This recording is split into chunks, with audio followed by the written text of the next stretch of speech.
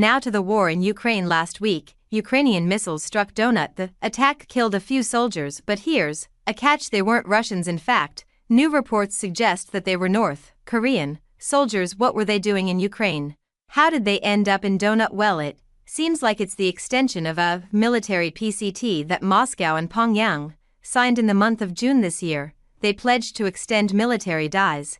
North Korean weapons are already being used in Ukraine by the Russians, and now it seems that Pyongyang's soldiers have also joined Russia's war. But will it change anything? Our next report tells you.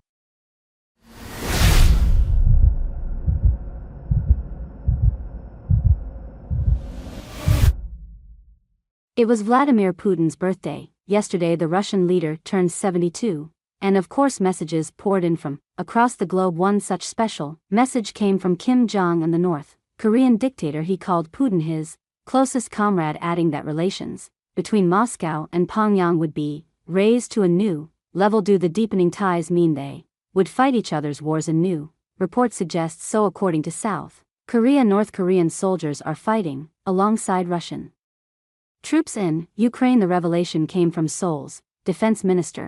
On October 3, Ukraine struck Donut. Seoul says the missile strike may have killed 6 North Korean officers. Ukrainian media has also reported the same.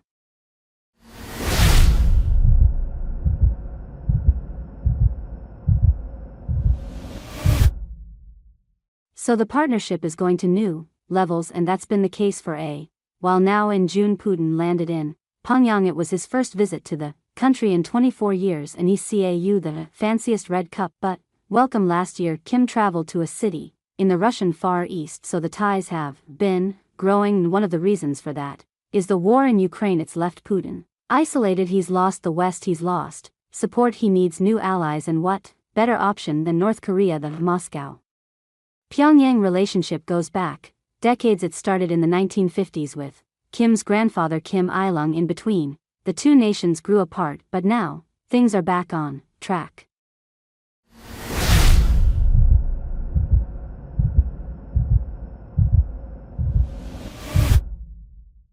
And the two countries are signing deals to prove that point, including a mutual defense. The two nations promise to share military technology. More importantly, Putin says he may defend North Korea if attacked. That's a very big promise. North Korea is returning the favor too. Its weapons are already playing a big role in the Ukraine war. Growing evidence suggests that Russia has been deploying North Korean missiles in Ukraine, and now it looks like it's also using Pyongyang soldiers.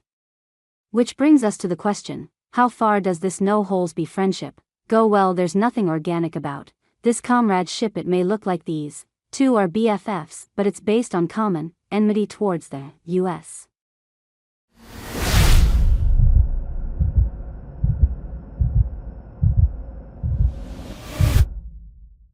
However, there's also a lot to gain. For Putin, it's a new ally, a steady supplier of military weapons, and now even soldiers. Also a deterrent in the Pacific for Kim Jong-un. Russia can help upgrade its military technology. It can also help in providing food and fuel, so both sides have a lot at stake here. For the West, this new partnership spells danger. Kim's weapons are already impacting Ukraine, and now his soldiers could tip the scales in Putin's favor in this war.